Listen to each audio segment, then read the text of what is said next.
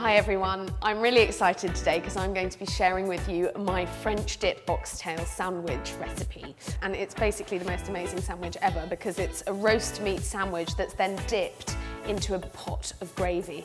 Now this is not your average sandwich, it's not going to take you 5 minutes to throw together, it's a project sandwich, which means it is going to take a few hours of cooking. But once you've done the initial work, you can put it in the oven and forget about it.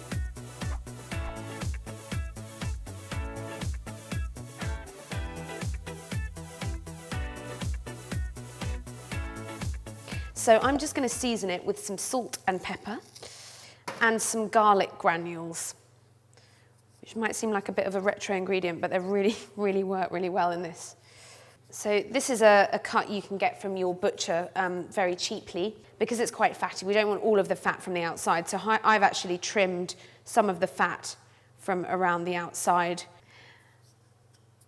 And this dish is fab because we're going to cook it all in one big casserole dish, so it's really easy.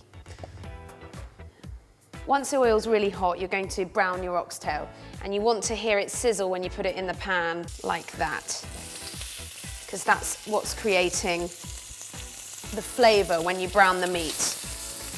You might have to do this in batches. Don't be afraid to turn the heat up really high because that's what we want. We want to hear that crackling and that frying and that sizzling sound. That's where all the flavour is going to come from in this dish. And you keep moving the oxtail so that you're browning all the different bits of it. So this one's looking really nice. It's got a lovely brown crust on it there, and that's where all the flavours are intensifying. The oxtail's lovely and brown now, and we're going to make the rest of the base for the braise. So put in about a tablespoon of olive oil, followed by your chopped onion.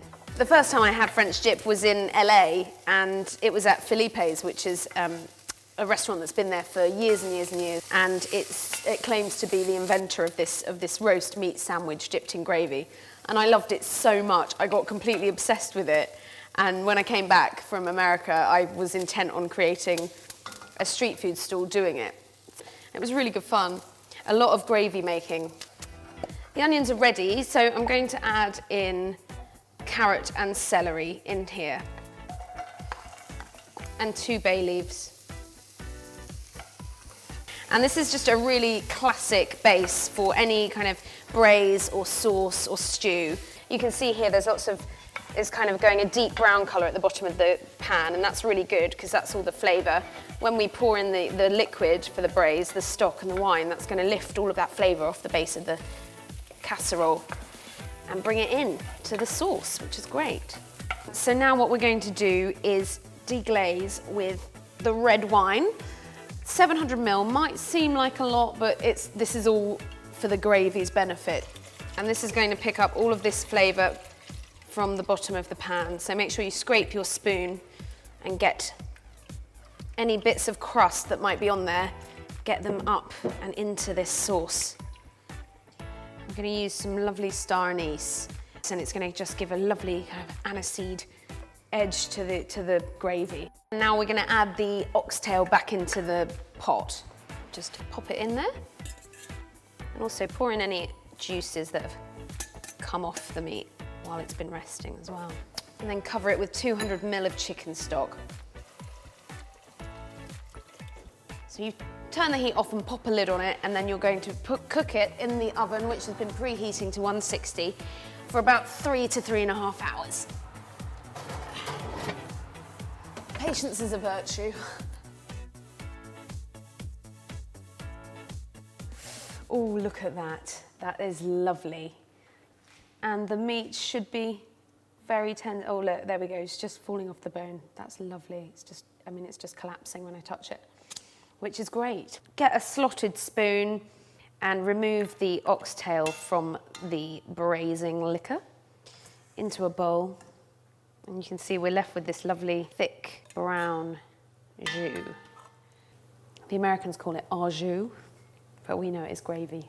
While you're waiting for your oxtail to cool down so you can shred the meat off the bone, you can make a roux with about a tablespoon of butter and 2 tablespoons of flour.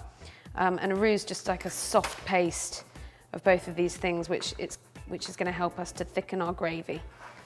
So just squidge it together with your hands really, and you should end up with a nice little doughy, pasty ball like that. Once it's cool enough to touch, just grab your oxtail and just pull the meat off the bone with a fork like this, and it should come away fairly easily like that. Lovely.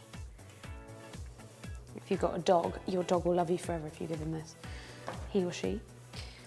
And I'm just a massive fan of using cuts like oxtail because they're much cheaper than prime cuts of meat, and because they've got more fat, it just means that the meat is much more flavourful. So if when you're shredding you find like lumps of sort of fat like that, just get rid of them, because you don't want bits of fat in your sandwich.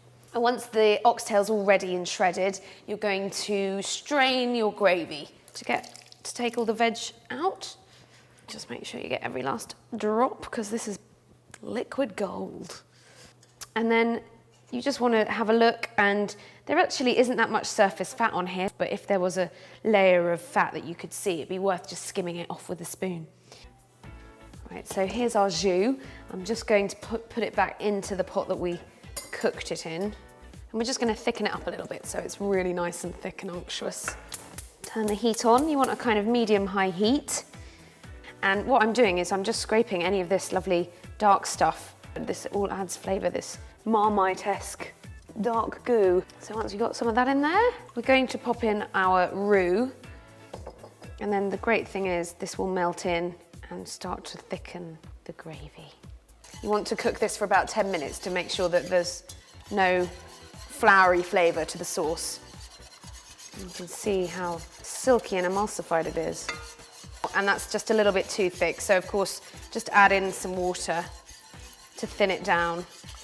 So after about 10 minutes of whisking, just add in 1 or 2 teaspoons of red wine vinegar for a little bit of acidity to lift the gravy just slightly. Lovely. I like to then just decant some of the gravy into a little bowl or an oven-proof dish that I can keep warm, and this is for dipping. I'm just going to put my oxtail back into the gravy just to warm it through so that it's nice and warm when we serve it. And that is one meaty treat. And you see, that is enough oxtail to feed about 4 people. So this is going to be a real feast. This is a feast sandwich. Get some nice French baguettes or sourdough baguettes or something, and then just scoop some of your lovely oxtail mixture onto your bread. And it's going to soak up all that gorgeous gravy like that. Oh, yes. And I'm going to pop some cheese on top. I'm using Gruyere, but you could use cheddar. You don't even need to use cheese. And we're going to use some of our lovely pink beetroot and red onion pickle, the instructions for which you can find on another video, so have a look for that one. I'm going to pop that on top here. And then I'm going to dip this bit of bread in the gravy in the oxtail as well, just for ultimate dippage. Lovely.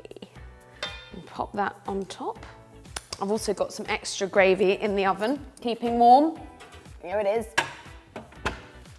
So you can serve that along with your sandwich.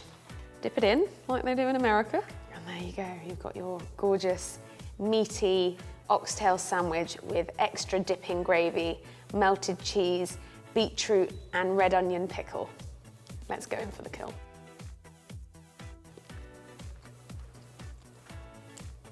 That is amazing.